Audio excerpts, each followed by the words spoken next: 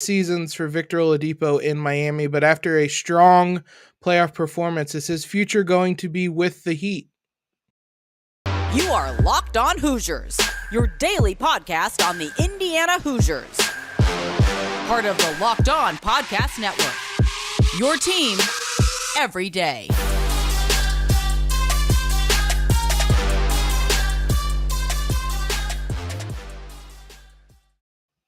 What is up, guys? It is Friday, June 10th. This is Locked On Hoosiers, your daily one-stop shop for everything IU athletics. I'm your host, as always, Jacob Rude. I want to thank you guys for making Locked On Hoosiers your first listen every day.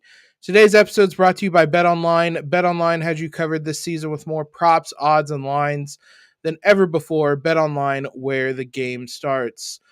Victor Oladipo, obviously one of the most beloved Hoosiers in recent years and in recent decades, really. Had a pretty interesting ride the last couple seasons in Miami, capped off with a fun playoff performance. So no one else better to bring on to talk about what these last 2 years have been like and what his future holds than one of our Locked On Heat hosts, Wes Goldberg. Wes, bud, how are you doing? I'm good, man. I'm good.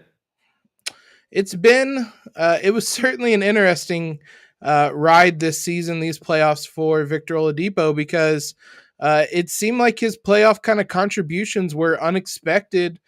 Sat out the first couple of games and then kind of burst onto the scene and was huge in closing out that Atlanta series, and then kind of found a role after that. I guess what's just kind of your overall thoughts on his performance in the playoffs? Yeah, I mean, he gave the Heat what they needed in really key times during the playoffs when a lot of guys weren't available, when Kyle Lowry was dealing with a hamstring issue, Tyler Herro out with a groin issue, and a little bit limited even before he was absent because of that injury. And, Victor Oladipo's role fluctuated in basically his 2 years, a little bit less than that in Miami. Obviously, he wasn't even available for most of this season until he got back towards the end of the year. And the Heat never really were able to settle on a role. But as the stage got bigger, it's funny how NBA coaches behave, right? They will, at the end of the day, when they're in a corner, they're going to go to the players that they trust. And it was interesting to see Erik Spoelstra continuously turn to Victor Oladipo, despite the lack of experience with Vic, despite the lack of really knowing what he can even contribute on a regular basis and consistently. And so I think, Vic's veteran presence, his basketball IQ, and obviously his ability to break down a defense and create off the dribble for himself and for others, you saw Spo go to that more and more and more. And then obviously everything that Oladipo can do defensively is big for them, and everything that the Heat want to try to do on that end too. So, I thought it was interesting. I thought it was interesting the way that they played him, and it does bring up a lot of interesting questions for this offseason.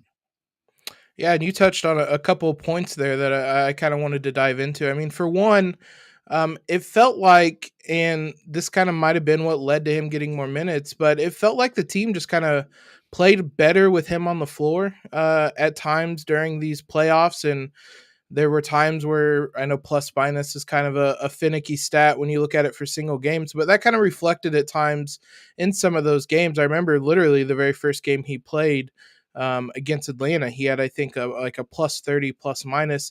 Did you get that sense kind of watching games that Miami might have played a little bit better or maybe differently with Vic on the floor? I would say it was pretty mixed sometimes. There was definitely a lot of things that I liked that Vic did. Like I mentioned before, like his ability to break down defenses off the dribble ended up being a really necessary thing for them when Lowry and Tyler Herro were limited or out. They really needed it. But there were other times too where Oladipo, like there's two sides of that coin, right? Like you want him to be able to create offense for himself, but there were also times where it felt like he was freelancing too much and he was kind of going outside of the offense a little bit too often, and would kind of just force up really bad shots and take shots like really early in the shot clock, like almost as if he were still that star that he was with the Indiana Pacers. And I know that it's like he thinks of himself that way. He told me that he's still that guy. I wrote a feature for him for The Ringer earlier this season when he came back, and one of the things he told me was like, I'm still that guy. And you can kind of feel him like when you're watching him play for the Heat, like kind of trying to prove that he's still that guy. And Mhm. sometimes I'm not sure that that's what the Heat needed. Overall, I think he was still a net positive for the Heat. I don't know if that's more of what he was able to provide despite some of the negatives. I thought defensively too, he was sometimes out of place. Like he would get steals and things. Like he would hustle. He looked like a good defender, and we think of him as a good defender because of his reputation. But there were still times where, again, he was freelancing a little bit too much defensively sometimes. But I still think that overall he was a net positive. You would like to just have some of that freelancing curbed a little bit, kind of rein it in a little bit more. But overall, again, I think he was a net positive. Yeah, and there certainly were some of that freelancing, some of that at times almost hero ball that led to some ugly misses. I know he didn't shoot well from Yeah. three and things like that. You mentioned defensively as well, which has been one of his calling cards at IU. That was kind of his first calling card on the defensive end. How well did he fit in on that end of the floor with you guys? Yeah.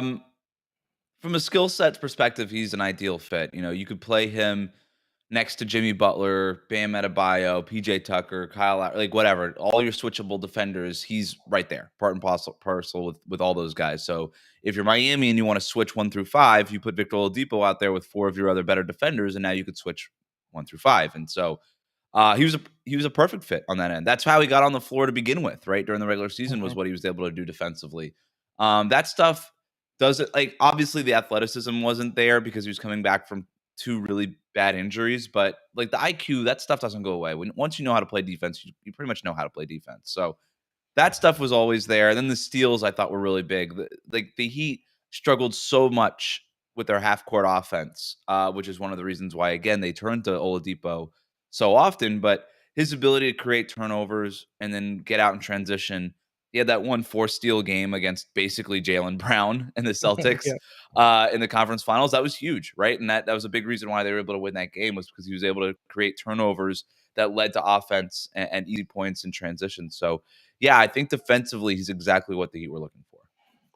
Yeah, he kind of feasted on a Boston team that loved to turn the ball over, and that game in particular, I think it was Game 3 that uh, it seemed like most of them were in the fourth quarter in the second half too. So it was a Mhm. big performance like him. It's been, as I said, kind of a weird ride with Vic, and we'll kind of talk about what the experience as a whole has been these last 2 years. But first, I want to talk about BetOnline. BetOnline.net is your number one source for all your betting stats and sports info. Find all the latest developments, news, and odds, including the NBA Finals, NHL Conference Finals, MLB, and of course, all the latest fighting news from MMA and UFC to boxing. I was looking at the site today. I think my favorite prop bet for this final series is will Draymond Green be ejected from the series? And you can actually get plus odds on that, which he has flirted with it dangerously close through the first 2 games. So if you're feeling frisky, you can get plus 350 odds on that one. BetOnline is your continued source for all your sporting wagering information, including live betting, esports, and more. Head to the website today or use your mobile device to learn more about the trends and action. BetOnline, where the game starts. Also, real quick mention of our friends over at Rock Auto. With the ever increasing numbers of makes and models, it's impossible to find what you guys need at your local auto parts store. On top of waiting in line forever, you get to the counter and find out the part's not even available. Head to rockauto.com at home or in your pocket and skip all that waiting. It saves you time, it saves you money. They're a family business that's serving do it yourselfers for over 20 years. They have everything you guys are going to need, whether it's brake parts, tail lamps, motor oil, even new carpet. So go to rockauto.com right now, see all the parts available for your car or truck. Right, locked on in their How Did You Hear About Us box so that they know we sent you. Amazing selection, reliably low prices, all the parts your car will ever need. RockAuto.com. Wes, when we talked to Sean Woodley over at Locked On Raptors about OG Anunoby, this section I just kind of talked about what the the last couple of seasons with OG had been with the Raptors. It's kind of hard to do that with Vic because he played all of 12 regular season games I think he played about that many, 15 playoff games for the Heat. So I guess just in a general sense, what's just kind of this experience and I guess what's just this last couple of seasons been like with regards to Vic? Yeah, it's been hard to evaluate because his role has just been up in the air. You get him at the trade deadline a couple years ago, and then obviously he gets injured again, and so you don't get him back until basically 70% through the season this season. And so it was really hard to just evaluate his overall fit. I'll say this. He's really, I think, well liked in that locker room. I think Erik Spoelstra really wanted it to work out with Vic. I think he was a little disappointed that it took so long to get him onto the court. I think Pat Riley really wanted it to work out too. I think this whole organization has always looked at Victor Oladipo as a guy that fits the kinds of things that they want. And for a very long time, I mean, basically since he was in Indiana, they looked at Vic as somebody that makes sense for their team and the franchise. And I think it's a little disappointing that it was just marred by injury for 2 straight years. I think they were really excited to get him from Houston. And now I think they're a little disappointed the way that it turned out. Not anything against what Victor did. It was just the circumstances with the injuries and stuff. And so, I think that there was some push and pull when Victor got back. I think he started a few games, or I'm sorry, he was in the rotation for a few games. The Heat went on a big losing streak. There was that dust up on the sidelines between Jimmy Butler and Erik Spoelstra. After that, they lose a couple more games. They decide to revamp their entire rotation, and it does not include Victor Oladipo. And I think Oladipo was really upset at that point. And we started to kind of get the first sense of friction between organization and player, between the Heat and Vic. And it didn't look good. It did not look good back then. And everything that I was hearing was that Victor was not happy. And not to say that he was creating anything behind the scenes or anything, but he was clearly just not happy about not, finally working his way back and then being out of the rotation. But it was. I'll go back to what I said when kind of bleep hit the fan in the playoffs and Erik Spoelstra needed to turn to somebody, he ended up going back to Victor Oladipo. And so the patience ended up paying off, I think. But I don't know that the Heat have any more answers to their questions in regards to Victor Oladipo and how he fits in long term. Yeah, I always saw him as kind of the perfect Heat culture type of guy, which is probably why they earmarked him even back in Indiana as somebody that would fit in. I know seemed like for a while the two sides were just kind of circling each other, and that Mhm. eventually it would come about. Um, I mean, when it came to kind of the Heat culture, I know we kind of mentioned this. I mean, was he a fit into what Miami likes to do just around the franchise and with that Heat culture? I think so. I think so. Look, Dwayne Wade speaks very highly of Victor Oladipo, and when Dwayne Wade says something, the Heat organization listens. So I think that's definitely part of it. You kind of had the stamp of approval from D Wade, and that mattered. And everything that they say was that, whether he was in the rotation or out of the rotation, whether he was injured or not injured, and all these things, is he just kept working and he just kept working. And that kind of stuff matters to Miami. I do think that he's a fit culturally with the Heat. I really do. I don't know if that means he'll stay with the Heat. I think there's other factors that need to be considered. But I think the way that he cares about the game, the way that he takes care of his body, the adversity they had to go through to learn how to really take care of his body. I think the Heat look favorably on that stuff, and I think that they would like to have players like Vic in the organization. That's not a question, right? It's just whether or not right now in Vic's career, if it's the right fit. That's the big question going forward. But yeah, from a cultural standpoint, I do think it's a fit. It's interesting. I was looking as we were talking. The 15 games in a row he played in the playoffs is the most he's played consecutively since he suffered that first quad injury Mhm. in 2019 with the Pacers. He had played, he even had some knee injuries then. He played 20 games in a row then before going down with injury. So it's that kind of speaks to maybe the frustrations of just not being able to get healthy. I mean, when you look back when they initially traded for him, what were kind of the expectations for him then, and how much did that kind of change once he had that injury in Miami? I know they brought him back, but I mean, how much did those expectations change? Well, when they first traded for him, they were sort of middling in the during the regular season after that, long run through the bubble and everything like that. And they just needed an infusion of talent. And they saw this opportunity to trade basically Kelly Olynyk and a couple of role players for Victor Oladipo. Yeah. And they pounced on it, right? And so again, a guy that, both sides have been circling each other for a few years. They finally found that opportunity at a low price. And I think they looked at him as a swing factor potentially during the playoffs, or ahead of the playoffs for them. And of course, he got hurt later that year after whatever it was, 4 games with the Heat. He got hurt again. Yep.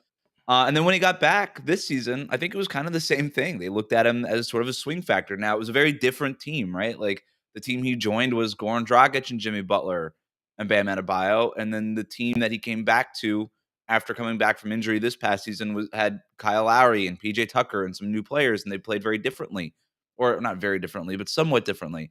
And there wasn't necessarily that starting job just sitting there for him when he came back, and so it took a little while. But I do think that when it came down to it, they just looked at him as a potential swing factor in the postseason. And I wrote this. I said, he is the biggest X factor in the Eastern Conference playoffs, because if he could give you anything close to what he was in Indiana, then you're talking about a really impactful player, basically coming off the bench for the number 1 seed in the Eastern Conference. So that's what I think their hope was, that he would just be that kind of X factor for them. I think he was. Kind of. Obviously, it didn't get them to the finals, but he was a really important part. You'd like to see what it would have looked like if everybody were healthy, Lowry, Herro, etc. But yeah, I think that's basically what they looked at him as for the last couple of years, was just sort of an X factor, sort of a bonus, not something that they necessarily needed, but a player who could potentially get them over the top. And he kind of became that X factor this season, but he just, as you said, didn't really have all the other pieces healthy around him to make him kind of that bonus necessarily. He was kind of needed for production and whatnot, which kind of brings us to what the future holds for him in Miami. And we'll take a look at whether he'll be back and maybe where he might go and things of that nature. But I want to talk to you guys first about Built Bar. If you guys love chewy chocolatey brownies, then Built Bar has something for you. You're in luck, because caramel brownie bars are available at built.com right now. You got to act fast because they're a fan favorite. Forget about dessert. These are better than dessert. Plus, the macros are unreal. 130 calories, 17 grams of protein, and only 4 grams of sugar. I would replace a regular brownie with Built's caramel brownie bar in a heartbeat. The best part, as with everything Built Bar does, they are covered in 100% real chocolate, and all of Built Bars are made with collagen protein, which your body absorbs more efficiently. There's a million reasons why you guys should be trying Built Bars. Head on over there today, built.com. Use the promo code LOCKED15. Get yourself some caramel brownie bars or whatever limited time flavors they have available. If you use that code LOCKED15, you get 15% off your order. That's promo code LOCKED15 for 15% off at built.com. Kind of mentioned that it's kind of up in the air now about what his future holds. He's obviously going to be a free agent this season. What's your sense on how he's kind of viewing his situation, and is a return to Miami something he's considering? I think the Heat are a potential landing spot for Victor Oladipo. Yeah, I don't think the door is closed on that. Look, my sense is that Victor Oladipo wants playing time, and preferably a starting job somewhere. He sees himself as a starter. He sees himself as somebody who plays 30 minutes a night and is a key contributor somewhere. That's, from what I understand, that's what Victor Oladipo is looking for. I don't know that the Heat can offer that to him, right? Their point guards, the way the roster is currently constructed, there is an opportunity at one spot in Miami's starting lineup next year. If you look at, like, Max Strus is a starting shooting guard to end the season, but I don't think he's locked up that job going into next season. But Tyler Herro was also there, and he's talking about the fact that he believes he's a starter too. Victor Oladipo, if he comes back, is going to be eyeing that shooting guard spot. I think they all have equal claim to it, to be honest. I think they all bring something different to the table, and it kind of depends on where Spo wants to go with that. But it's not guaranteed. And if you're Victor Oladipo, I think you might be looking for something that's a little bit more guaranteed. That said, the money is also not guaranteed anywhere else, and the Heat have his bird rights. So the Heat could potentially pay Victor Oladipo more than anybody else. Now, again, from what I've gathered, most teams are looking at Victor Oladipo that are interested in Victor Oladipo, something with the mid-level exception. So in the NBA, depending if you're a tax-paying team or not, that's going to go between $6.5 and about $10.5 million. A little bit less than 10. It's $10.3 million for the higher mid-level exception.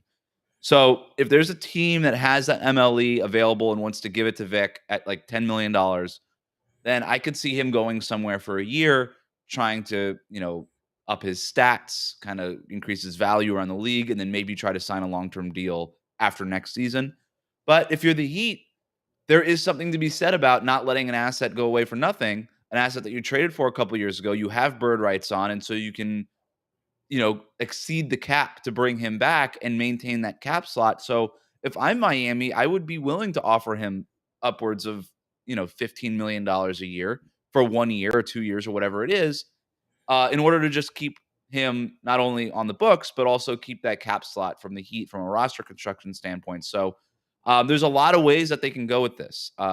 It's going to, like many things, it's not black and white. It's going to come down to role and money for Victor Oladipo, right? And so the Heat can offer, while the Heat can't necessarily offer him maybe the ideal role and opportunity, they can offer him more money than anybody else. And if they could say, hey, like, even if you're not a starter, we look at you as a 30-minute kind of six-man type. We might elevate Tyler Herro to the starting job, and now you take his job as sixth man, and you're going to go out and win sixth man of the year next year, whatever it is. I don't know. But if they can give him 30 minutes a night and more money than anybody else, that could be enough to convince Victor Oladipo to come back. So it all depends on what the offers that he gets are. Yeah, that was going to be one of my questions that you just answered is he interested in a sixth man role? Because that would seem to be, although you mentioned that there's a kind of a starting spot available, it seems to be maybe the most likely spot he would end up with in Miami. I mean, you mentioned with the mid-level exception, is that the kind of market you're expecting for him in free agency now after kind of how he played in the playoffs, for him to get somewhere around that $6 to $10 million range per year? Yeah. He is, it's fascinating because he's someone who his highs were really high, but it was quite a few many years ago. 2018 might have been the last time that he's been that high, and he showed flashes of it during the playoffs. So I guess kind of gut feeling, do you think he's back in Miami next season? That's a great question. I go back and forth on this. I have no idea, dude. I have no idea. I have no idea. Mike, I think that Victor Oladipo would like it to work out in Miami. I really, really do. He trains here in the offseason. It makes a lot of sense from him from a lifestyle standpoint to make it work with the Heat. And I do think that the Heat, if Mickey Arison, their owner, is willing to get into the tax, it makes a lot of sense to offer him maybe more money than anybody else to bring him back. So I'll say it's not a gut feeling. I have no gut feeling for this. But if I had to bet a dollar on it, I would bet the dollar that he is back with Miami next year, but maybe not necessarily finishing the season next year with Miami because he could be a trade kind of guy for him. But I really don't know, because it depends. Like, if the Heat go out this offseason and take that big swing, like a lot of people think Pat Riley is going to do, then maybe all opportunity for Victor Oladipo dries up, and even 30 minutes off the bench don't exist for him. Or maybe they have to trade so many pieces that they absolutely do need Victor Oladipo, and now there's a starting job available for him potentially. Like, there's so many ways that this could go. There are so many ways that this could go. I do think that it's going to be a long process. I'll tell you that. I don't think Victor Oladipo is going to be one of these guys that, like, day one of free agency, July 1st, is like signing within a couple minutes of the deadline. Like, I just don't see that. I think he's going to take his time weighing his options and seeing how the market works. I'm glad you don't have a clue how this is going to go, because I've been looking at this trying to figure out, and I had absolutely no idea which way it's going to lean. It's interesting as well because there aren't a ton of teams that even have cap space in free agency. So it'll probably have to be one of those exceptions that he's signed with. But I mean, that might open the door even more for Miami if they're able to kind of match or better that contract.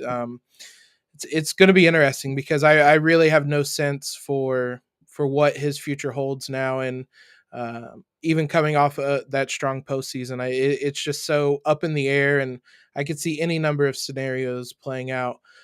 Wes, thanks a ton for coming on and doing this. Let the people know where they can find your work and your podcast at. Yeah, I'm over at Locked On Heat daily and then Locked On NBA every Friday morning with Adam Mares, my co-host there. And then you can find me on Twitter at WC Goldberg. Thanks a ton again for coming on. Make sure you guys follow him on Twitter. Follow us on Twitter at LO_Hoosiers. Subscribe to the podcast if you haven't already. Leave a quick rating and review. Most importantly, have a great weekend, everybody, and LEO.